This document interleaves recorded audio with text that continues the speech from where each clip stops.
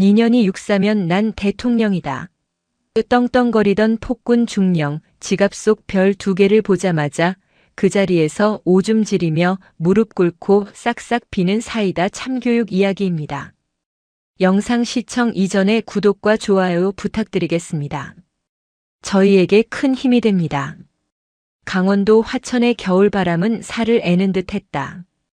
백암산 자락을 타고 내려오는 칼바람은 두꺼운 패딩 점퍼조차 종이장처럼 뚫고 들어왔다. 민간인 통제선 이북과 맞닿아 있는 이곳은 대한민국에서 가장 춥고 가장 험하며 가장 긴장감이 감도는 땅이었다. 그 험준한 산길을 한 중년 여성이 묵묵히 오르고 있었다. 검은색 등산복 차림에 낡은 배낭을 맨 그녀의 이름은 우혜란이었다. 겉모습은 영락없는 약초 캐는 아주머니나 등산객이었지만 그녀의 배낭 안쪽 깊숙한 곳에는 육군 본부 감찰실장이라는 직함이 박힌 신분증과 빛나는 별 2개가 숨겨져 있었다. 우혜란은 숨을 고르며 눈 덮인 산하를 내려다보았다. 그녀가 이곳 화천을 찾은 것은 공식적인 일정이 아니었다. 최근 국방부 투서 함의 익명의 편지 한 통이 날아들었다. 발신인은 7사단 예하 어느 대대의 병사라고만 되어 있었다. 내용은 처참했다. 지휘관의 폭언과 인격 모독으로 인해 병사들이 죽어가고 있다는 절규였다. 통상적인 절차라면 감찰관을 파견했겠지만 우혜란은 직접 눈으로 확인하고 싶었다. 서류로는 보이지 않는 부대의 공기를 읽어야 했기 때문이었다. 산길을 내려온 우혜란은 대대 위병소와는 조금 떨어진 민간인들이 면회를 위해 대기하는 위수 지역 인근의 작은 식당으로 들어갔다. 이곳은 병사들과 면회 온 가족들이 자주 이용하는 곳이라 부대 내부의 사정을 가장 솔직하게 들을 수 있는 장소였다. 식당 안은 휴가 복귀를 앞둔 병사들과 면회객들로 북적였다. 우혜란은 구석 자리에 앉아 국밥 한 그릇을 시키고 주위를 살폈다. 옆 테이블에 앉은 병사 2명의 대화가 들려왔다. 전투복 왼쪽 가슴에 달린 부대 마크는 칠성부대의 상징인 파란색 바탕에 7개 별이었다. 계급장은 상병과 일병이었다. 야, 김일병. 너 이번에 휴가 나가서 복귀하기 싫었지? 상병이 낮게 물었다. 김일병이라 불린 병사는 고개를 푹 숙인 채 숟가락만 만지작거렸다. 죽고 싶습니다. 들어가면 또 대대장님이 쉿. 목소리 낮춰. 누가 들으면 어쩌려고. 상병이 황급히 주위를 두리번거렸다. 우혜란의 미간이 살짝 찌푸려졌다. 단순한 군기 잡기가 아니었다. 병사들의 눈에는 공포가 서려 있었다. 적에 대한 공포가 아닌 아군 지휘관에 대한 공포였다. 그때 식당 문이 거칠게 열리며 장교 정복을 입은 한 무리가 들어왔다. 식당 안에 있던 병사들이 조건반사적으로 자리에서 벌떡 일어나 부동자세를 취했다. 식당의 공기가 순식간에 얼어붙었다. 들어온 인물은 중령 계급장을 단 사내였다. 날카로운 눈매에 깐깐해 보이는 인상, 잘 다려진 전투복은 티끌 하나 없었지만 그에게서 풍기는 위압감은 불쾌하기 짝이 없었다. 그가 바로 문제의 대대장 고성만 중령이었다. 그의 뒤로는 대위와 중위들이 수행원처럼 따르고 있었다. 고성만은 식당을 휘둘러 보더니 병사들을 향해 손가락질했다. 밥이 목구멍으로 넘어가나 보지. 훈련 상태가 그따위인데 밥 처먹을 시간이 있어? 병사들은 아무 말도 하지 못하고 고개를 숙였다. 고성만은 혀를 차며 주인에게 소리쳤다. 여기 제일 비싼 걸로 한 상 차려. 내빈 오실 거니까. 그는 우혜란이 앉아있는 구석 자리는 쳐다보지도 않고 중앙 테이블에 거만하게 앉았다. 우혜란은 모자를 푹 눌러쓰고 그들의 일거수일투족을 관찰하기 시작했다. 그녀의 주머니 속에서 소형 녹음기가 조용히 돌아가고 있었다. 고성만은 자리에 앉자마자 옆에 있던 작전 장교의 정강이를 군화발로 툭 찼다. 퍽 소리가 둔탁하게 났다. 야, 이 대위. 너 육사 62기라고 했나? 선배들이 닦아놓은 길 편하게 오니까 군대 놀이 하는 것 같지? 내가 생도 때는 말이야. 이런 정신 상태면 바로 퇴교였어. 이 대위는 아픔을 참으며 관등 성명을 댔다. 죄송합니다. 시정하겠습니다. 입만 살아서. 이번 전술 평가 점수가 그게 뭐야? 내가 7사단에서 제일 엘리트 코스만 밟아온 사람이야. 너희 같은 놈들 때문에 내 커리어에 흠집 나게 생겼잖아. 고성만의 입에서 나오는 말의 절반은 육사 출신이라는 자부심이었고 나머지 절반은 부하들에 대한 비하인드였다. 그는 자신의 출신 성분을 마치 귀족의 자귀처럼 여기고 있었다. 우혜라는 속으로 쓴웃음을 삼켰다. 그녀 역시 육사 출신이었지만 학교에서 배운 것은 명예와 헌신이지 특권의식이 아니었다.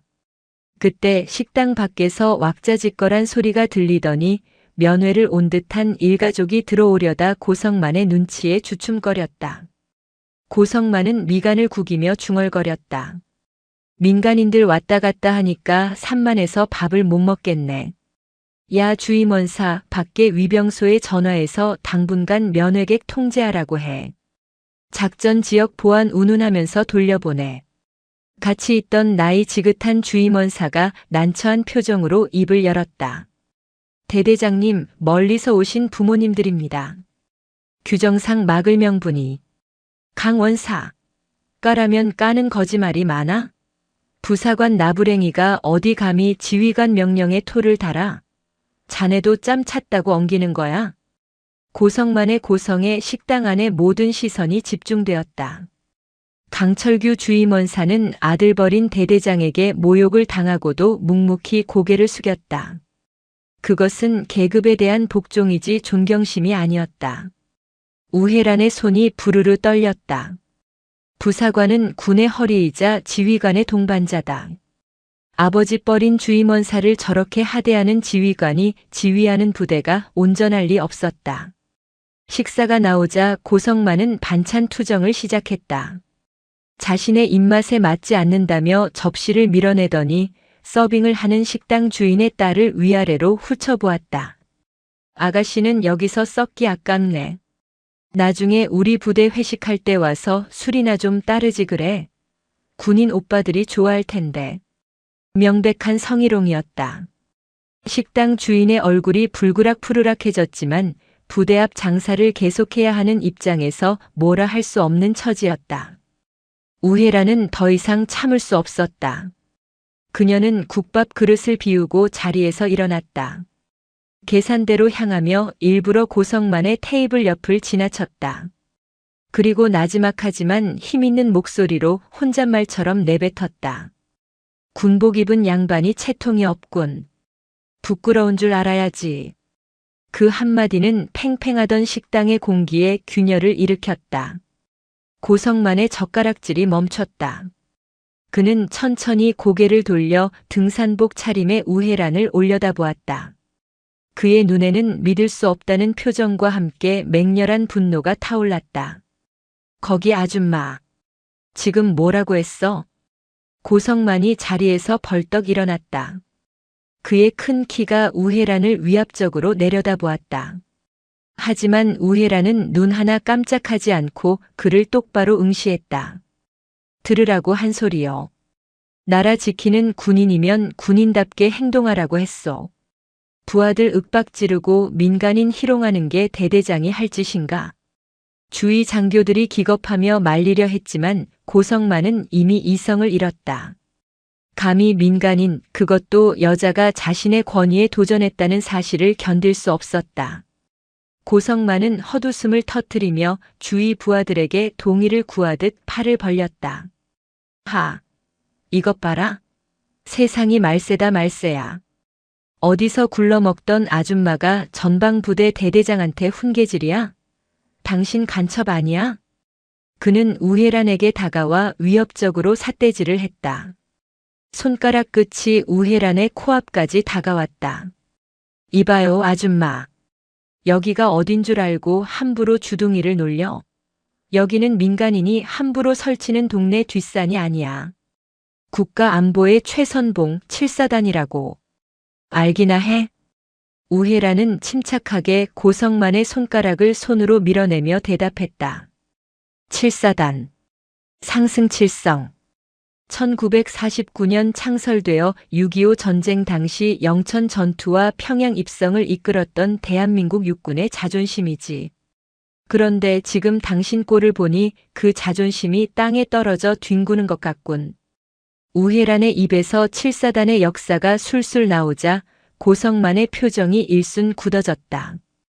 단순한 등산객이 알기에는 너무 구체적인 내용이었다. 하지만 그는 이내 비웃음을 흘렸다. 어디서 인터넷 검색 좀 해봤나 보네. 주워 들은 건 있어가지고. 그래서 뭐? 당신이 군대에 대해 뭘 안다고 짓거려? 여자가 국방의 의무도 안 해봤으면서 어디서 감나라 배나라야? 집구석에서 남편 밥이나 챙겨줄 것이지. 모욕적인 언사는 멈추지 않았다. 고성만은 우혜란의 허름한 등산복을 훑어보며 말을 이었다. 보니까 어디 시민단체 같은 데서 나왔나 본데 어림없어. 나 육사 59기 고성만이야. 너 같은 아줌마들이 꾀꾀거린다고 눈 하나 깜짝할 줄 알아? 우혜란이 피식 웃었다. 그 웃음이 고성만의 자존심을 더 긁어놓았다. 육사 59기라. 생도 생활 4년 동안 도대체 뭘 배웠길래 이렇게 오만방자한가? 화랑의 후예라는 말이 부끄럽지도 않나? 이 여자가 진짜. 고성만이 우혜란의 멱살을 잡으려는 듯 손을 뻗었다. 그 순간 우혜란이 전광석화 같은 동작으로 고성만의 손목을 낚아채 비틀었다. 짧고 간결한 제압술이었다. 고성만은 소리를 지르며 무릎을 꿇을 뻔했다. 주변에 있던 작전장교와 부사관들이 당황하여 우르르 몰려들었다. 이거 놓지 못해? 감히 군인에게 손을 대? 이거 군법 회부감이야. 고성만이 악을 썼다. 우혜란은 잡았던 손목을 거칠게 놓아주었다. 고성만은 손목을 부여잡고 씩씩거리며 소리쳤다. 야, 헌병 불러. 당장 이 여자 끌어내. 공무집행 방해에 군인 모욕죄로 콩밥을 먹여줄 테니까. 그는 다시 일어서서 도끼 어린 눈으로 우혜란을 노려보며 비아냥거렸다. 힘께나 쓰나 본데 그래봤자 넌 그냥 무식한 아줌마야. 내가 누군지 알아? 내 동기들이 지금 청와대에도 있고 국방부에도 있어. 너 하나 매장하는 건 일도 아니라고. 내가 육사라도 나왔냐? 나왔으면 어디 몇 기라도 되는지 말해보시지. 식당 안에 모든 사람이 숨을 죽였다. 고성만의 광기 어린 폭주는 도를 넘어서고 있었다. 우혜란은 헝클어진 옷매무새를 다듬었다. 그녀의 눈빛이 차갑게 가라앉았다. 더 이상의 암행은 의미가 없었다. 이미 썩을 대로 썩은 환부를 확인했으니 이제 도려낼 시간이었다. 우혜란은 천천히 배낭의 지퍼를 열었다. 그리고 그 안에서 정모정복 모자를 꺼냈다. 모자의 챙에는 화려한 금색 장식이 수놓아져 있었고 중앙에는 육군을 상징하는 문양이 박혀 있었다. 그녀가 모자를 꺼내는 순간 주임원사 강철규의 눈이 가장 먼저 커졌다. 그는 저 모자의 의미를 알고 있었다. 저것은 영관급 장교의 것이 아니었다. 장군. 그것도 한 개가 아닌 두 개의 별이 달린 모자였다. 우혜란은 모자를 머리에 썼다. 등산복 차림이었지만 모자를 쓰는 순간 그녀에게서 뿜어져 나오는 기운은 180도 달라졌다. 그것은 수십 년간 야전에서 단련된 범접할 수 없는 지휘관의 아우라였다. 그녀가 주머니에서 가죽 지갑을 꺼내 펼쳐 보였다. 그곳에는 선명한 두 개의 별과 함께 육군 소장 우혜란이라는 글자가 박혀 있었다. 물었나? 육사 몇 기냐고. 우혜란의 목소리가 식당 안을 쩌렁쩌렁 울렸다. 고성만의 얼굴이 사색이 되어 하얗게 질리기 시작했다. 그의 입술이 파르르 떨렸다. 나 육사 49기 우혜란이다. 내 까마득한 선배이자 육군본부 감찰실장이다. 자, 이제 대답해봐라. 육사 59기 고성만 중령. 지금 내 눈앞에 있는 이 아줌마가 누구라고? 고성만의 다리가 풀렸다. 그는 그대로 바닥에 주저앉았다. 자신이 무슨 짓을 저질렀는지 깨닫는 순간 세상이 무너지는 소리가 그의 귓가에 들려왔다. 밖에서는 요란한 헬기 소리가 들려오고 있었다. 감찰실장의 호출을 받은 7사단장의 헬기가 식당 앞 연병장에 착륙하고 있었다. 심판의 시간이 시작된 것이다. 식당 안의 공기는 마치 액체 질소를 들이부은 듯 차갑게 얼어붙었다. 고성만 중령의 동공이 지진이 난 것처럼 흔들렸다. 그는 자신의 눈을 의심했다. 눈앞에 있는 등산복 차림의 중년 여성, 방금 전까지 자신이 아줌마, 니년이라 부르며 모욕했던 그 여자의 손에 들린 지갑. 그 안에 박힌 2개의 별은 단순한 금속 조각이 아니었다. 그것은 대한민국 육군 50만 장병의 생사여 탈권을 쥔 장군의 권위였으며 그가 그토록 목을 매달았던 출세의 정점이었다. 우혜란 소장은 천천히, 아주 천천히 지갑을 거두어 다시 주머니에 넣었다. 그 동작 하나하나가 고성만에게는 사형 선고를 내리는 판사의 망치질처럼 느껴졌다. 그녀가 입을 열었다. 목소리는 높지 않았으나 그 무게감은 식당 바닥을 뚫고 들어갈 기세였다. 고성만 중령. 자네가 물었지. 육사 몇 기냐고. 고성만은 입을 벙긋거렸으나 목소리가 나오지 않았다. 성대는 공포에 질려 마비되어 있었다. 우혜라는 쓰고 있던 등산 모자를 벗어 테이블 위에 올려두고 배낭에서 꺼낸 정모를 고쳐 썼다. 모자챙에 화려한 금실수 장식 스크램벌드 에그즈의 형광등 불빛을 받아 번쩍였다. 그녀의 눈빛이 고성만의 미간을 정확히 조준했다. 대답해. 상관이 물으면 대답하는 것이 군인의 기본 아닌가. 서 선배님. 아니 장군님. 고성만의 다리가 제멋대로 춤을 추기 시작했다. 무릎 관절이 녹아내리는 듯한 감각과 함께 그는 본능적으로 바닥에 주저앉았다. 그것은 경례도 예의도 아니었다. 그저 압도적인 공포 앞에서의 굴복이었다. 주변에 있던 작전 장교 이 대위와 부사관들은 이미 사색이 되어 부동자세로 얼어 있었다. 그들 역시 상황 파악이 끝난 것이다. 자신들이 모시던 하늘 같은 대대장보다 훨씬 더 높은 구름 위의 존재가 여기 와 있었다. 그때였다. 식당 밖에서 건물을 통째로 흔드는 굉음이 들려왔다. 두두두두두두. 창문이 덜덜 떨리고 테이블 위의 수저통이 달그락거렸다. UH-의육식 블랙호크 헬기의 로터 소리였다. 보통의 경우라면 헬기가 이렇게 민가 가까이, 그것도 식당 앞 연병장에 착륙하는 일은 없다. 하지만 탑승자가 누구냐에 따라 규정은 달라지는 법이다. 사단장님? 이 대위가 창백한 얼굴로 중얼거렸다. 식당 문이 부서질 듯 열리며 흙먼지와 함께 헌병들이 들이닥쳤다. 그리고 그 뒤로 7사단장 소장이 전투복 차림으로 급하게 들어왔다. 어깨에 붙은 2개의 별이 선명했다. 사단장은 식당 안의 상황을 훑어볼 겨를도 없이 정모를 쓴 우혜란을 발견하자마자 발을 구르며 칼 같은 거수경례를 올렸다. 충성. 제7보병사단장 소장 박진철. 육군본부 감찰실장님의 방문을 신고합니다. 식당 안에 있던 병사들, 식당 주인, 그리고 바닥에 주저앉은 고성만까지 모두가 그 광경을 목격했다. 같은 소장 계급이었다. 하지만 군대에는 엄연한 서열이 존재한다. 우혜라는 육사 49기, 박진철 사단장은 육사 50기였다. 기수 차이는 군대에서 하늘과 땅 차이와도 같다. 게다가 우혜라는 육군 전체의 기강을 담당하는 감찰실장이었다. 우혜라는 앉은 채로 박진철 사단장의 경례를 받았다. 그녀의 표정은 조금도 풀리지 않았다. 박 장군. 7사단 기강이 아주 훌륭하더군. 대대장이란 작자가 민간인에게 쌍욕을 퍼붓고 성희롱을 일삼으며 선배 장군에게 삿대질을 해대니 말이야.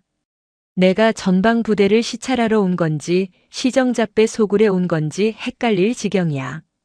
박진철 사단장의 얼굴이 흑빛으로 변했다. 그는 즉시 고개를 돌려 바닥에 널브러진 고성만을 노려보았다. 그 눈빛에는 살기가 등등했다. 자신의 진급 길마저 막아버릴 수 있는 대형 사고를 예하 대대장이 쳤기 때문이다. 고성만 중령, 지금 당장 기립하지 못해. 사단장의 호통에 고성만은 감전된 사람처럼 튀어올랐다. 하지만 다리에 힘이 들어가지 않아 테이블을 짚고 간신히 서 있었다. 그의 얼굴은 이미 사람의 색깔이 아니었다. 하얗다 못해 투명하게 질려 핏줄이 비칠 정도였다. 고성만은 떨리는 입술로 변명을 시도했다. 사단장님, 저는 민간인 사칭인 줄 알고. 보안상. 입 다물어. 내 놈 눈에는 저게 민간인으로 보이나? 감찰실장님이시다. 내가 육사 출신이라고 거들먹거리던 그 주둥이로 대선배님께 무슨 망발을 짓거린 거야? 박 사단장의 고함 소리가 식당을 울렸다. 우혜란이 자리에서 천천히 일어났다. 그녀는 고성만에게 한 걸음 다가갔다. 고성만은 뒷걸음질 치려 했으나 뒤가 막혀 있었다. 우혜란의 눈동자 안에 비친 고성만은 한없이 초라한 폐잔병이었다. 고중령, 자네가 아까 그랬지. 육사 출신은 엘리트라고. 선배들이 닦아놓은 길을 걷는 선택받은 존재라고. 우혜란의 목소리가 낮고 서늘하게 고막을 파고들었다. 착각하지 마라. 우리는 선택받은 것이 아니라 빚을 진 것이다. 국가의 빚을 지고 국민의 혈세의 빚을 지고 우리를 믿고 따르는 병사들의 청춘의 빚을 진 것이다. 그런데 자네는 그 빚을 갚기는커녕 채권자들 위해서 왕 노릇을 하려 했어. 우혜란은 고성만의 가슴에 달린 중령 계급장을 손가락으로 톡 쳤다. 가벼운 터치였지만 고성만에게는 쇠몽둥이로 얻어맞은 듯한 충격이었다. 이 계급장은 자네 권력의 상징이 아니야. 책임의 무게지. 그런데 자네는 너무 가볍군. 깃털보다 가벼워. 우혜란은 뒤에 서 있던 헌병대장을 불렀다. 헌병대장. 예, 헌병대장입니다. 고성만 중령을 현 시간부로 보직 해임한다. 긴급 체포하여 영창에 수감해. 혐의는 상관 모독, 품위 유지 위반, 그리고 민간인에 대한 협박 및 직권 남용이다. 추가 혐의는 내가 직접 조사해서 넘기겠다. 예, 알겠습니다. 헌병들이 고성만의 양팔을 거칠게 낚아챘다. 고성만은 그제야 정신이 든 듯 비명을 질렀다. 장군님, 한 번만 용서해 주십시오. 제가 눈이 멀어서. 제발. 사단장님, 제가 7사단을 위해 얼마나 헌신했습니까? 살려주십시오. 그는 끌려나가며 바닥에 군화 발자국을 길게 남겼다. 그 모습은 조금 전까지 병사들을 벌레 보듯 하던 폭군의 모습과는 거리가 멀었다. 비겁하고 추레한 겁쟁이의 절규만이 식당에 남았다. 식당 한 구석에 있던 병사들의 눈시울이 붉어졌다. 그것은 단순한 통쾌함이 아니었다. 자신들을 짓누르던 거대한 바위가 부서지는 것을 목격한 해방감이었다. 강철규 주임원사는 조용히 눈물을 훔치며 우혜란을 향해 깊이 고개를 숙였다. 고성만이 끌려간 직후 우혜란은 쉴 틈 없이 맹호대대 본부로 진입했다. 그녀의 지휘 아래 육군본부 감찰팀 요원들이 들이닥쳤다. 대대장실의 문이 활짝 열렸다. 우혜란이 발을 들인 대대장실은 군 부대의 사무실이라기보다는 호화로운 개인 서재에 가까웠다. 병사들의 생활과는 난방유가 부족해 냉골인데 대대장실 한가운데는 최신형 대형 난로가 열기를 뿜어내고 있었다. 바닥에는 고급 카펫이 깔려 있었고 책상 뒤 진열장에는 병사들의 부식비로 샀음이 분명한 양주병들이 즐비했다. 우회라는 진열장을 보며 헛웃음을 지었다. 이게 전방부대 지휘관의 방인가 아니면 강남 룸살롱인가. 그녀는 감찰관들에게 손짓했다. 하나도 남김없이 뒤져. 먼지 한 톨까지 찾아내. 이 방에 있는 모든 것이 증거다. 감찰관들이 서류함을 열고 컴퓨터를 포렌식하는 동안 우회라는 강철규 주임원사를 대대장실로 불렀다. 강 원사는 쭈뼛거리며 들어와 격려했다. 부르셨습니까, 감찰실장님? 앉으세요, 주임원사님. 말씀 편하게 하시고요. 저보다 군 생활 선배님이시지 않습니까? 우회란의 따뜻한 말투에 강 원사의 긴장이 조금 풀렸다. 우회란은 탁자 위에 놓인 녹음기를 가리켰다.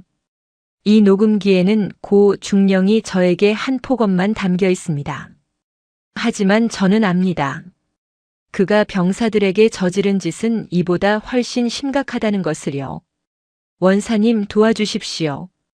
병사들을 위해서 말입니다. 강 원사는 잠시 침묵했다. 지난 2년간 고성만 밑에서 겪었던 수모와 밤마다 그를 찾아와 울먹이던 병사들의 얼굴이 스쳐 지나갔다. 그는 결심한 듯 품 안에서 낡은 수첩 하나를 꺼냈다.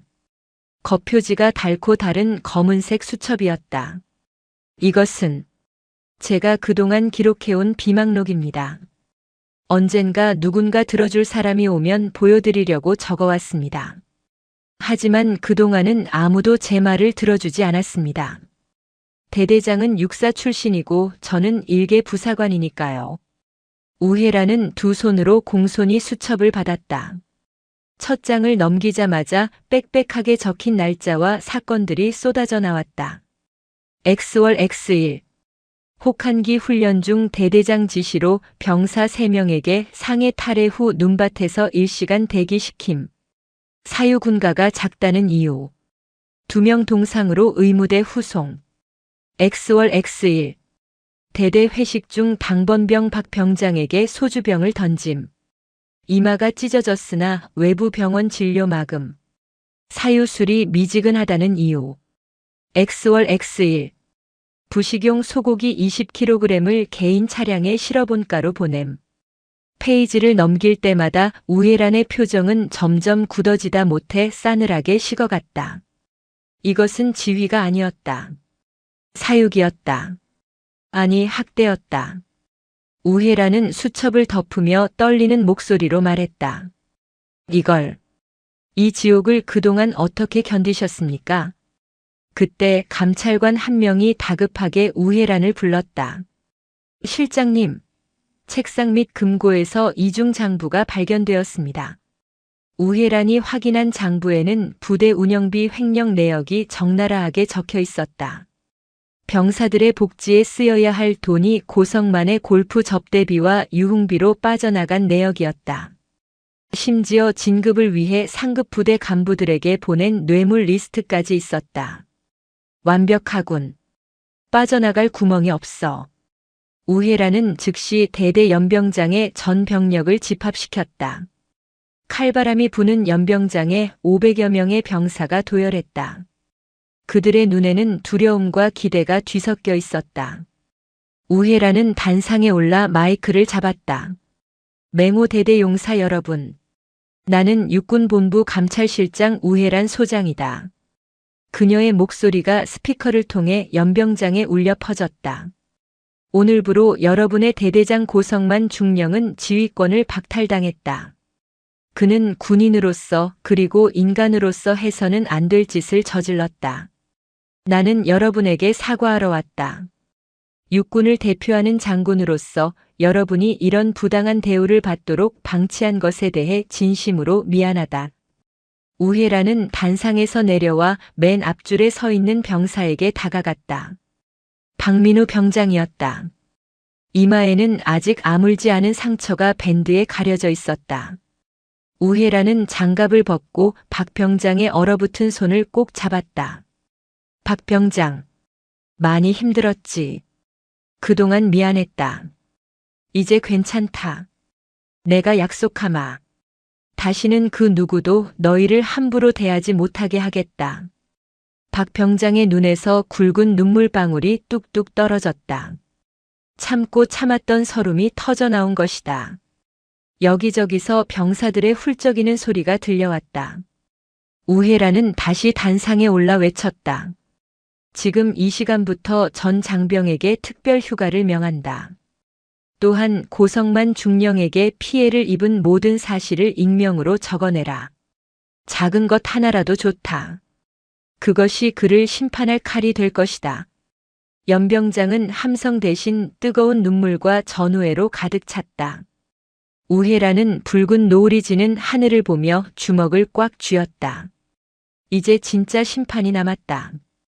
다음 날 7사단 사령부 대회의실에서 긴급 징계위원회가 열렸다. 분위기는 살벌했다. 위원장은 부군단장이 맡았고 우혜라는 특별 참고인이자 고발인 자격으로 참석했다. 죄수복이나 다름없는 헌병대 미결수 복장을 한 고성만이 끌려 나왔다. 하룻밤 사이에 그는 10년은 늙어 보였다. 초라하고 비굴한 모습이었다. 위원장이 신문했다. 피증계자 고성만. 본인의 혐의를 인정하는가?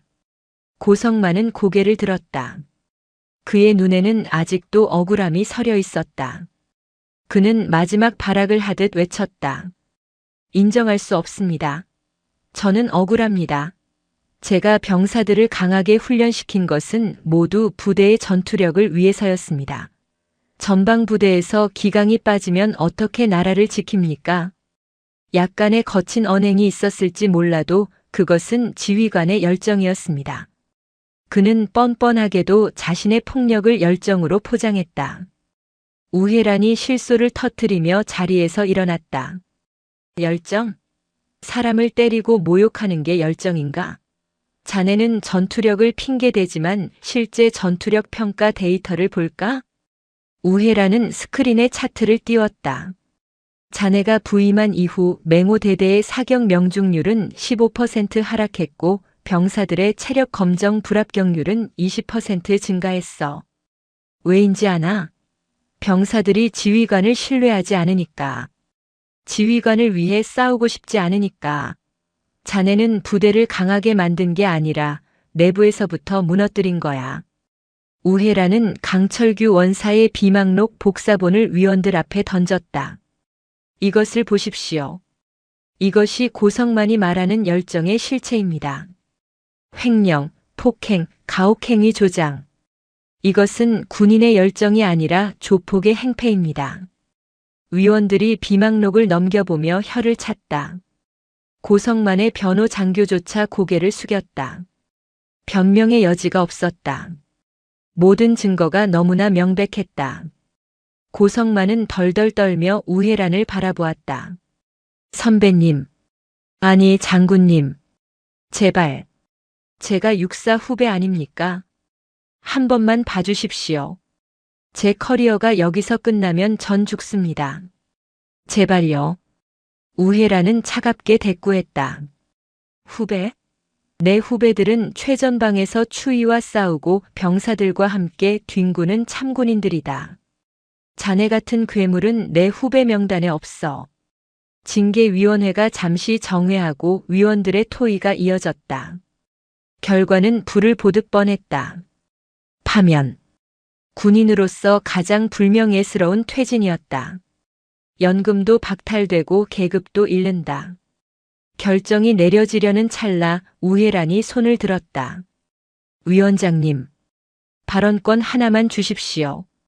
모든 시선이 우혜란에게 쏠렸다. 그녀는 고성만을 내려다보며 기묘한 제안을 던졌다.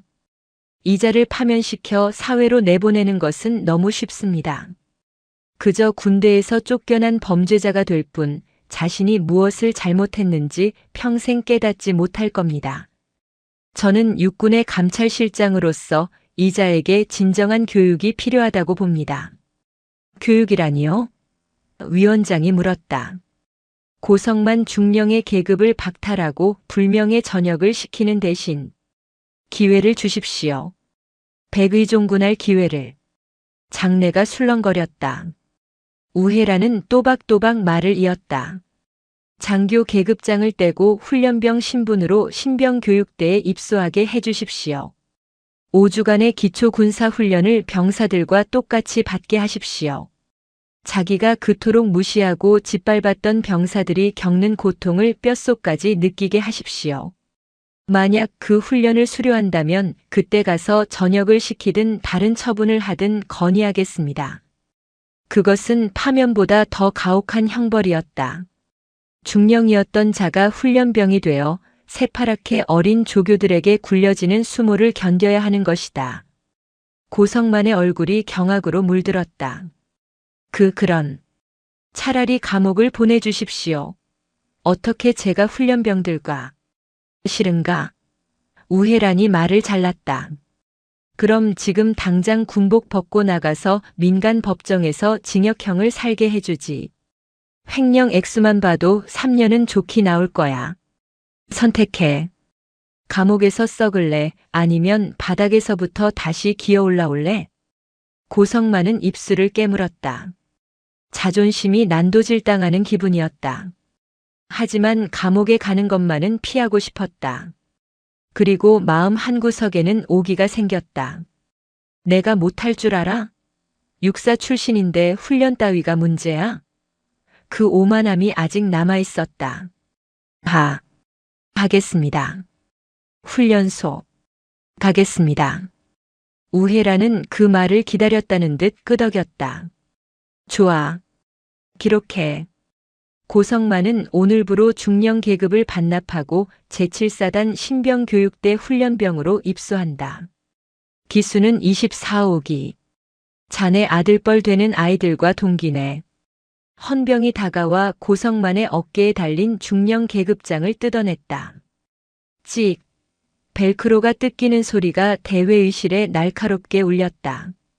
고성만은 자신의 어깨가 텅 빈 것을 느꼈다. 지난 20년간 쌓아올린 탑이 무너져 내리고 남은 것은 텅 빈 군복과 초라한 중년의 육체뿐이었다. 우혜라는 뜯겨진 계급장을 테이블 위에 올려놓으며 말했다. 그 어깨가 가벼워졌으니 이제야 비로소 진짜 하늘이 보일 거야. 고성만 훈련병. 바닥에서 올려다보는 하늘이 얼마나 높고 무서운지 똑똑히 배우고 와라. 고성만은 고개를 떨구었다. 그의 눈앞에 펼쳐진 것은 끝을 알 수 없는 낭떠러지였다. 그러나 그것은 추락이 아닌 진정한 군인으로 다시 태어나기 위한 고통스러운 산통의 시작이었다. 제7보병사단 신병교육대대 입소식장. 잿빛 하늘 아래 수백 명의 장정들이 불안한 표정으로 서 있었다. 부모님을 향해 큰 절을 올리고 눈물의 작별을 한 뒤 연병장으로 들어서는 그들의 뒷모습은 안쓰러움 그 자체였다. 그리고 그 무리의 맨 뒤 어울리지 않는 주름진 얼굴의 사내가 서 있었다. 머리카락이 희끗희끗한 중년의 남성, 바로 고성만이었다. 어제까지만 해도 번쩍이는 중령 계급장을 달고 지휘봉을 휘두르던 그였다. 하지만 지금 그가 입고 있는 것은 사제 정장이 아닌 보급품 창고 구석에서 꺼낸 듯한 헐렁한 추리닝 트레이닝복이었다. 그의 가슴에는 고성만이라는 이름 대신 158번이라는 번호표가 붙어 있었다. 야, 거기 158번. 눈알 안 굴려? 시선 전방 15도. 새파랗게 어린 조교 분대장과 모자를 푹 눌러 쓴 채 고함쳤다. 21~22살이나 되었을까. 예전 같았으면 눈도 못 마주치고 관등 성명을 댔을 어린애였다. 고성만은 순간적으로 욱하는 성질이 치밀어 올라 조교를 노려보았다. 이 새끼가 내가 누군지 알고. 어라? 눈빛 봐라.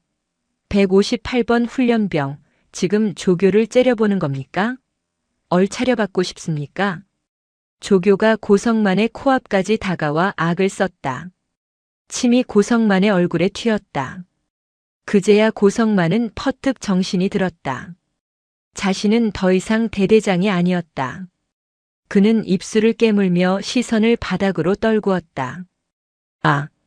아닙니다. 목소리 봐라. 아닙니다. 군대에서 요잤습니까? 다시. 아닙니다. 아닙니다. 고성만의 목소리가 갈라졌다. 치욕스러웠다. 심장이 터질 것 같은 모멸감이 전신을 휘감았다. 하지만 이것은 시작에 불과했다. 입소식이 끝나고 이어진 이발 시간. 고성만은 의자에 앉아 거울 속에 비친 자신을 바라보았다. 이발병이 무심하게 바리캉 이발기를 들고 다가왔다. 위잉거리는 기계음이 귓가를 때렸다. 밀겠습니다. 이발병의 건조한 말과 함께 차가운 금속날이 고성만의 머리에 닿았다. 서걱서걱. 검은 머리카락과 흰 머리카락이 뒤섞여 바닥으로 후두둑 떨어져 내렸다. 그것은 단순한 머리카락이 아니었다. 육군 사관학교생도 시절부터 지금까지 그가 쌓아왔던 아집, 독선, 그리고 껍데기뿐인 자존심이 잘려나가는 소리였다. 거울 속의 남자는 점점 낯선 흉한 몰골로 변해갔다. 머리카락이 다 밀리고 휑한 두피가 드러났을 때 고성만은 비로소 자신이 얼마나 초라한 늙은이인지 깨달았다. 군복이라는 갑옷, 계급장이라는 투구가 사라진 그는 그저 배 나오고 체력 없는 40대 아저씨일 뿐이었다. 생활관내무반으로 돌아온 고성만은 구석 자리에 배정받았다. 20대 초반의 훈련병들은 그를 아저씨라고 부르기도 뭐하고 동기라고 부르기도 어색해하며 슬금슬금 피했다. 그때 옆자리의 훈련병이 조심스럽게 말을 걸었다. 저 아저씨는 왜 오셨습니까? 나이가. 고성만은 대답하지 않고 벽만 바라보았다. 그때 조교가 문을 박차고 들어왔다. 전체 차렷. 지금부터 보급품 지급한다. 동작 빨리빨리 안 하나? 속옷, 양말, 전투복, 전투화. 모든 것이 낯설었다. 장교 시절에는 당번병이 다 챙겨주던 것들이었다. 전투화 끈을 매는 것조차 손에 익지 않아 버벅거렸다. 조교의 불호령이 떨어졌다. 158번. 동작 봐라. 군뱅입니까? 옆에 동기들은 다 했는데 혼자 뭐합니까? 죄송합니다. 죄송하면 군 생활 끝납니까? 엎드려. 팔굽혀펴기 20회 실시. 고성만은 엎드렸다. 차가운 마룻바닥이 손바닥에 닿았다. 하나, 둘. 10개가 넘어가자 팔이 부들부들 떨렸다. 매일 회식에 술배만 채웠던 몸은 비명을 질렀다. 15개째에서 그는 그만 바닥에 털썩 주저앉고 말았다. 주변 훈련병들의 시선이 등에 꽂혔다. 비웃음? 아니었다. 안쓰러움이었다. 그 동정 어린 시선이 고성만을 더욱 비참하게 만들었다. 밤이 찾아왔다. 딱딱한 침상에 누웠지만 잠이 오지 않았다. 어디선가 훌쩍이는 소리가 들려왔다. 어린 훈련병들이 부모님 생각에 숨죽여 울고 있었다. 고성만은 천장을 바라보았다. 자신이 대대장 시절 병사들을 얼마나 가혹하게 다루었는가. 그들도 누군가의 귀한 아들이었고 밤마다 이렇게 울었을 것이다. 나는 도대체 무슨 짓을 했던 건가? 처음으로 아주 희미하게 후회의 감정이 가슴 한구석을 찔렀다. 훈련 3주차.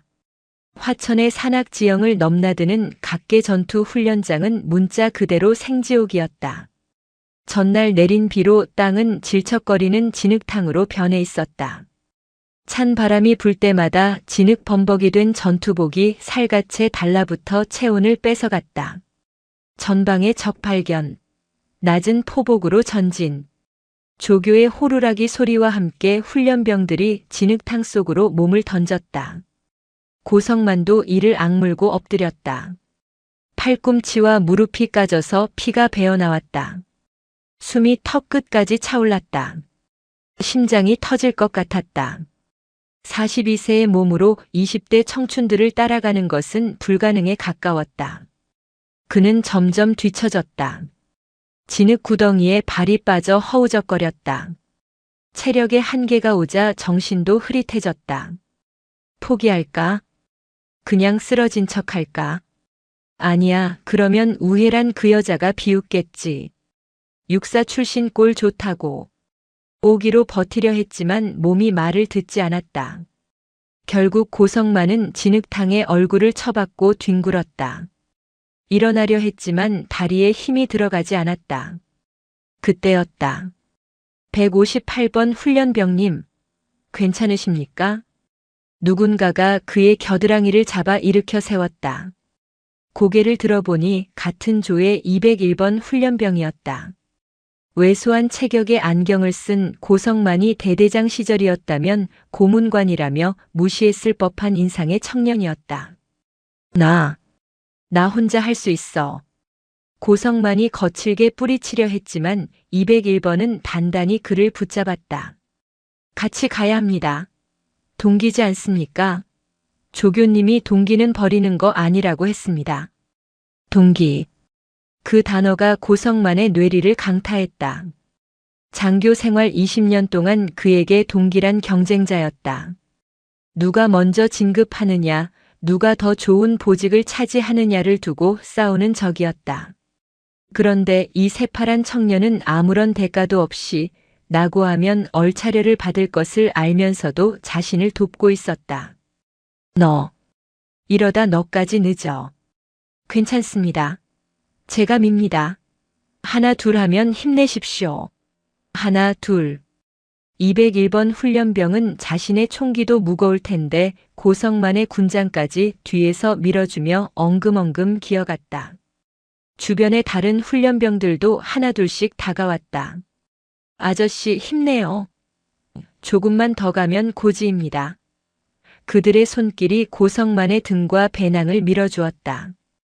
고성만은 흑투성이가 된 얼굴로 눈물을 흘렸다. 눈물인지 콧물인지 진흙인지 분간이 되지 않았다. 그는 대대장 시절 병사들을 소모품이나 숫자로만 여겼다. 하지만 진흙탕 속에서 뒹구는 이 아이들은 숫자가 아니었다. 자신보다 훨씬 더 강하고 훨씬 더 고귀한 전우였다. 그는 처음으로 육사 출신이라는 거만한 갑옷을 벗어던지고 진심으로 이들에게 의지했다. 고맙다. 고맙다 얘들아. 고성만은 이 악물고 팔을 뻗었다. 손톱 밑에 진흙이 박히고 손바닥이 찢어졌지만 멈추지 않았다. 결국 그들은 함께 고지를 점령했다. 훈련 종료 호각 소리가 울리자마자 훈련병들은 서로 얼싸안고 환호했다. 201번 훈련병이 숨을 헐떡이며 고성만에게 씩 웃어 보였다. 해냈지 말입니다. 아저씨 대단합니다. 고성만은 대답 대신 201번 훈련병을 와락 끌어안았다. 더러운 전투복끼리 부비며 쉰 땀 냄새가 섞이는 그 순간 고성만은 난생 처음으로 군인이 된 기분을 느꼈다. 별 2개 달린 사령관으로 있을 때보다 진흙투성이 훈련병인 지금이 더 명예롭게 느껴졌다. 그날 밤 고성만은 화장실 거울을 보며 맹세했다. 절대로 다시는 부하를 도구로 보지 않겠다고. 5주간의 훈련이 끝나는 날, 수료식장에는 군악대의 연주가 울려 퍼졌다. 이등병 계급장을 달아주는 행사가 진행되었다. 대부분의 훈련병에게는 부모님이나 애인이 와서 계급장을 달아주었다. 하지만 고성만의 앞에는 아무도 없었다. 가족들에게조차 차마 알리지 못했기 때문이다. 그때 단상에서 누군가가 내려왔다. 정복을 갖춰 입은 우회란 소장이었다. 장내가 술렁거렸다. 투스타 장군이 직접 훈련병에게 계급장을 달아주러 내려온 것이다. 우회란은 고성만 앞에 섰다. 5주 전 살이 뒤룩뒤룩 쪘던 거만한 중령은 온데간데 없고 검게 그을리고 살이 쪽 빠진 눈빛이 형형한 중년의 이등병이 서 있었다. 우회란은 고성만의 눈을 빤히 들여다보았다. 할만하던가? 고성만은 큰 목소리로 대답했다. 힘들었습니다. 죽을 만큼 힘들었습니다. 우회란의 입가에 옅은 미소가 번졌다. 다행이군. 그 힘들다는 걸 알았으니. 우회란은 고성만의 왼쪽 가슴에 작대기 하나 이등병 계급장을 달아주었다. 중령의 무궁화 2개 대신 달린 이등병 계급장. 하지만 고성만은 그 계급장이 그 어떤 훈장보다 무겁게 느껴졌다. 고성만 이등병. 이병. 고성만. 자네에게 마지막 기회를 주겠다. 자네는 오늘부로 중령으로 복귀하지 않는다. 그렇다고 이등병도 아니다. 자네의 계급은 지피장 소대장급이다. 계급은 중위로 강등 임관한다. 주변에서 헉하는 소리가 들렸다. 중령에서 중위로의 강등. 군 역사상 전무후무한 일이었다. 하지만 고성만은 담담했다. 그리고 자네의 임지는 7사단 최전방 영지피다. 가장 위험하고 가장 고립된 곳. 그곳에서 병사들과 24시간 먹고 자며 그들을 지켜라. 만약 그곳에서 단 한 건의 사고라도 난다면 그때는 정말 옷 벗을 각오해. 우회란의 명령은 가혹했다. 하지만 고성만은 그것이 자신에게 주어진 구원의 동아줄임을 알았다. 책상물림 장교가 아닌 야전 지휘관으로서 처음부터 다시 시작할 기회였다. 고성만은 우회란을 향해 그리고 연병장에 서 있는 동기 훈련병들을 향해 목이 터져라 경례를 올렸다. 충성. 명받았습니다. 감사합니다. 그의 눈에서 뜨거운 눈물이 흘러내려 뺨을 적셨다. 그것은 억울함의 눈물이 아닌 감사의 눈물이었다. 식이 끝나고 201번 훈련병이 다가왔다. 이제는 같은 이등병 계급장을 단 전우였다. 아저씨, 아니 소대장님 되시는 겁니까? 고성만은 201번의 어깨를 두드렸다. 그래. 박민준 이병. 너 덕분에 살았다. 나중에 내가 있는 지피로 놀러와라. 맛있는 라면 끓여줄 테니. 정말입니까? 약속하셨습니다. 고성만은 더블백을 맸다. 그의 발걸음은 훈련소에 들어올 때보다 훨씬 가벼웠다. 하지만 그의 어깨에 짊어진 책임감의 무게는 세상 그 무엇보다 무거웠다. 그는 이제 화천의 가장 깊고 높은 곳, 최전방 지피를 향해 떠났다. 그곳에서 그는 과거의 죄를 씻고 진짜 군인으로서의 전설을 써내려갈 준비가 되어 있었다. 강원도 화천의 겨울은 단순한 계절이 아니다. 그것은 생존을 위협하는 적이다. 해발 1000m가 넘는 험준한 산악지대, 그 중에서도 가장 끝자락에 위치한 211 지피감시초소. 군사분계선과 불과 수백 미터 떨어진 이곳은 세상과 단절된 콘크리트 섬이었다. 새로 부임한 지피장, 고성만 중위강등 임관과 헬기 레페를 타고 초소 옥상에 발을 디뎠을 때 그를 맞이한 것은 영하 30도의 칼바람과 병사들의 싸늘한 시선이었다. 초소 안의 공기는 무거웠다. 병사들은 이미 소문을 들어 알고 있었다. 새로운 지피장이 전직 중령 출신이며 온갖 비리를 저지르고 쫓겨나다시피 이곳으로 왔다는 사실을. 부소초장인 김하사가 껌을 씹으며 건들거리는 태도로 경례했다. 충성. 부소초장 김민식 중사진입니다. 오시느라 고생하셨습니다. 근데 중령님, 아니 소대장님, 여기는 전방이라 후방에서 하시던 대로 하시면 곤란합니다. 명백한 조롱이었다.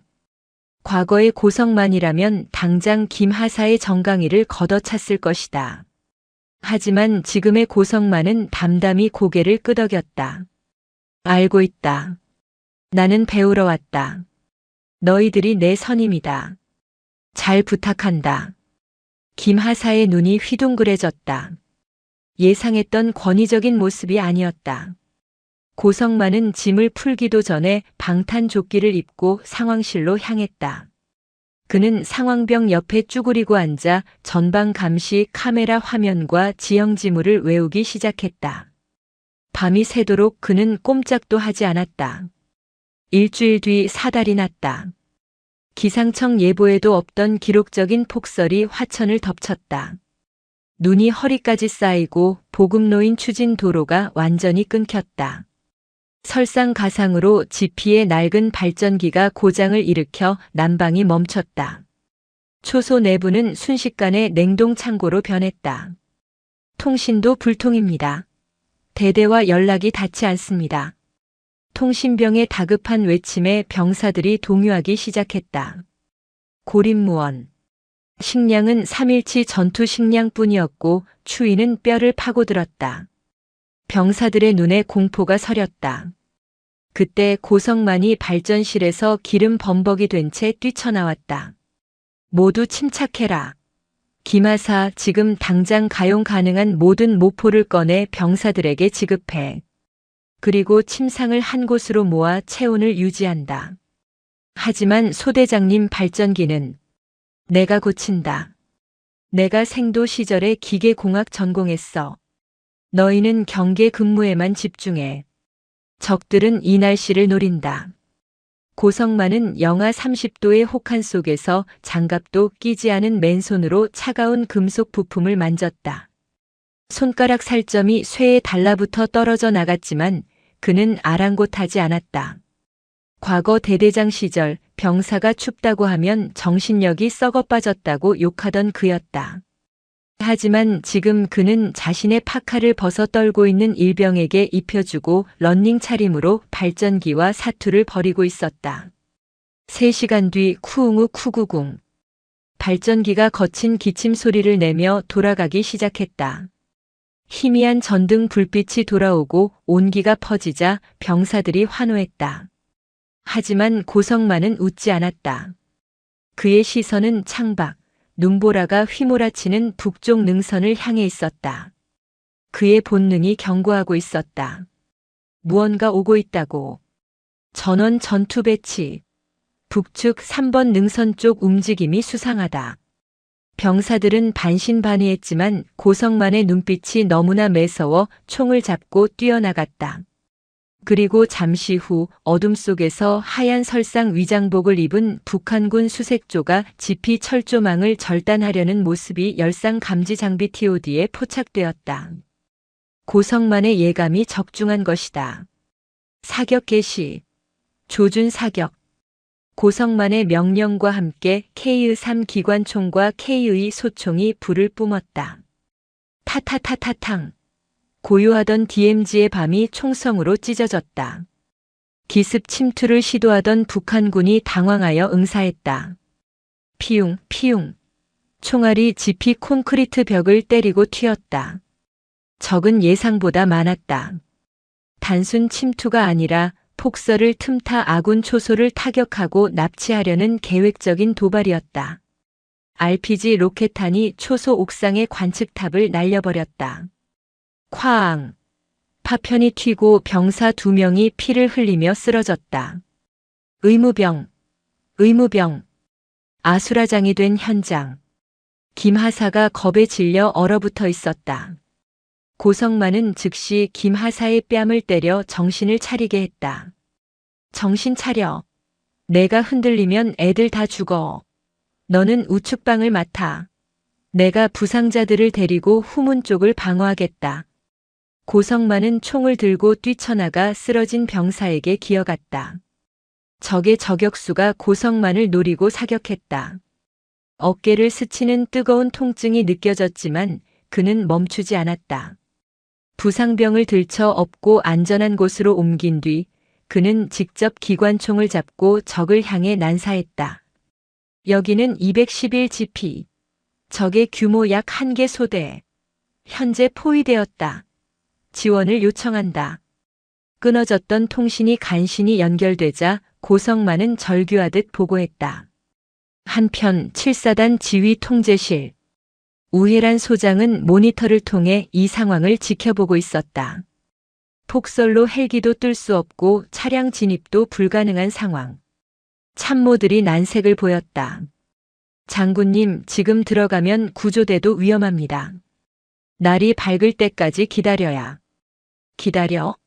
내 새끼들이 저기서 피를 흘리고 있는데 기다리라고.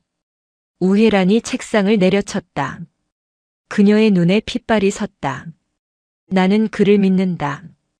고성만은 지금 계급장이 아니라 목숨을 걸고 싸우고 있어. 내가 직접 간다. 장군님, 위험합니다. 수색대대 최정예 요원들만 차출해. 스키 부대를 투입한다. 내가 선두에 선다. 우회라는 직접 방탄 헬멧을 썼다. 이성 장군이 직접 소총을 들고 구조작전에 나선 것이다. 화천의 눈보라를 뚫고 우회란과 수색대가 스키를 타고 산을 넘기 시작했다. 지피의 상황은 절망적이었다. 실탄이 바닥나가고 있었다. 적들은 점점 포위망을 좁혀왔다. 고성만은 남은 수류탄 2발을 손에 쥐었다.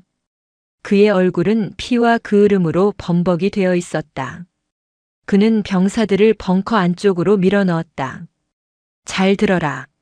문을 잠그고 구조대가 올 때까지 절대 나오지 마라. 소대장님은요? 어디 가십니까? 병사들이 울먹이며 물었다. 고성만은 시익 웃었다. 그 웃음은 과거의 비열한 웃음이 아닌 진짜 사나이의 호탕한 미소였다. 나는 지피장이다. 대장은 제일 마지막에 나가는 거야. 내가 놈들을 유인하겠다. 고성만은 벙커 문을 밖에서 잠그고 홀로 옥상으로 올라갔다. 자신의 목숨을 미끼로 던져 병사들을 살릴 생각이었다.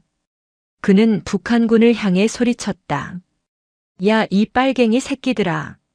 대한민국 육군 중위 고성만이 여기 있다. 덤벼라. 그가 수류탄 안전핀을 뽑으려는 순간 밤하늘이 대낮처럼 환해졌다. 펑, 펑, 펑. 조명탄이었다. 눈보라 사이로 하얀 스키복을 입은 아군 수색대가 유령처럼 나타나 적의 측면을 강타했다. 그리고 그 선두에 K의 소총을 든 우회란 소장이 서 있었다. 쓸어버려. 우회란의 지휘 아래 수색대는 순식간에 적을 제압했다. 살아남은 적들은 북측으로 도주했다. 상황이 종료되고 우회란은 옥상으로 뛰어 올라갔다. 그곳에는 피투성이가 된 채 쓰러져 있는 고성만이 있었다. 그는 우회란을 보자마자 희미하게 웃으며 중얼거렸다. 선배님, 좀 늦으셨습니다. 그는 경례를 하려다 팔이 올라가지 않자 그대로 의식을 잃었다. 우회란은 그를 와락 끌어안았다. 하늘에는 조명탄이 별처럼 빛나고 있었고 땅에는 진짜 별이 된 한 군인이 쓰러져 있었다. 국군 수도병원 입원실. 창밖에는 봄 기운이 완연한 햇살이 내리쬐고 있었다. 고성만은 한 달 만에 의식을 되찾았다. 어깨와 다리에 총상을 입었지만 다행히 생명에는 지장이 없었다. 눈을 뜬 그의 곁에는 낯익은 얼굴들이 있었다. 김하사를 비롯한 211 지피 병사들이었다. 그들은 전역한 병장들까지 모두 모여 고성만을 기다리고 있었다. 소대장님, 일어나셨습니까? 병사들이 눈물을 흘리며 달려들었다. 저희 살리시려고. 흑흑. 고성만은 쑥스러운 듯 머리를 극적였다. 시끄럽다 이것들아. 병실에서 정숙 안 해? 하지만 그의 목소리에는 물기가 어려 있었다. 병사들은 고성만에게 롤링페이퍼와 함께 삐뚤빼뚤하게 접은 종이약 1000마리를 선물했다. 그것은 어떤 훈장보다 값진 것이었다. 과거에 뇌물로 받았던 양주나 골프채와는 비교할 수 없는 보물이었다. 문이 열리고 우회란 소장이 들어왔다. 병사들이 일제히 차려 자세를 취하자 우회란은 손을 들어 쉬게 했다. 그녀는 고성만의 침대 옆에 의자를 놓고 앉았다. 몸은 좀 어떤가 고중이. 덕분에 살았습니다, 장군님. 우회란은 서류 봉투 하나를 꺼냈다. 국방부에서 자네의 공로를 인정했다. 화랑무 공훈장 수여가 결정되었고 특별 사면도 통과되었다. 자네의 중령 계급을 복원하고 명예롭게 전역할 수 있도록 조치해주겠다는 공문이다. 그것은 고성만이 그토록 꿈꾸던 것이었다. 불명예를 싣고 다시 중령으로 엘리트로 돌아갈 수 있는 기회. 연금도 사회적 지위도 모두 회복되는 길이었다. 우회란은 고성만의 대답을 기다렸다. 고성만은 서류 봉투를 한참 동안 바라보았다. 그리고 천천히 하지만 단호하게 봉투를 밀어냈다. 장군님, 마음만 받겠습니다. 우혜란의 눈썹이 꿈틀했다. 거절하는 건가? 왜지? 고성만은 창밖을 바라보며 말했다. 지난 몇 달간 저는 제 인생에서 가장 행복했습니다. 중령 계급장을 달고 거들먹거릴 때보다 훈련병 번호표를 달고 진흙탕을 구를 때, 그리고 냄새나는 내무반에서 병사들과 라면을 끓여 먹을 때, 그때가 제가 진짜 살아있음을 느꼈습니다. 그는 병사들을 따스한 눈빛으로 바라보았다. 저는 중령 고성만으로 돌아가고 싶지 않습니다. 그저 부끄럽지 않은 군인으로 남고 싶습니다. 저는 군에 남겠습니다. 하지만 중령이 아닌 지금 2계급 중위로 남겠습니다. 제 정년이 닿을 때까지 야전에서 병사들과 함께 구르겠습니다. 그게 제가 지은 죄를 갚는 길이고 제가 가야 할 길입니다. 우혜란은 한동안 말이 없었다. 이내 그녀의 입가에 긍지의 미소가 번졌다.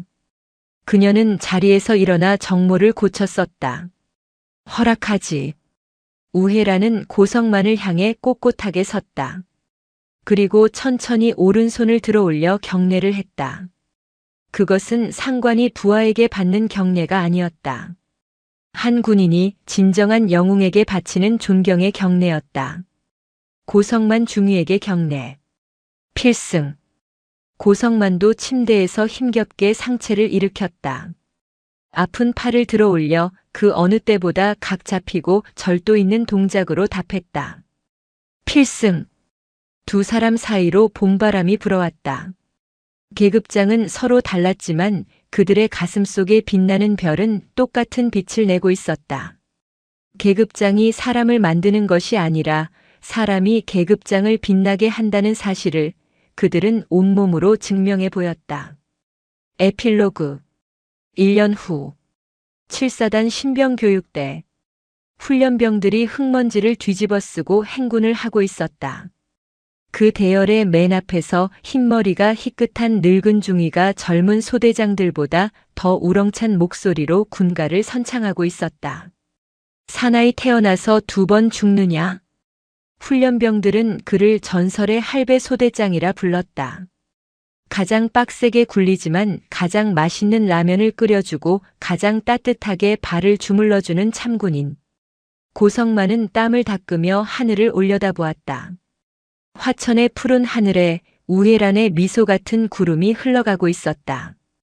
그는 다시 배낭을 고쳐 메고 힘차게 발을 내디뎠다. 그의 군화 발소리가 화천의 산하에 힘차게 울려 퍼졌다. 오늘도 시청해 주셔서 감사합니다. 영상이 즐거우셨다면 구독과 좋아요 부탁드리겠습니다.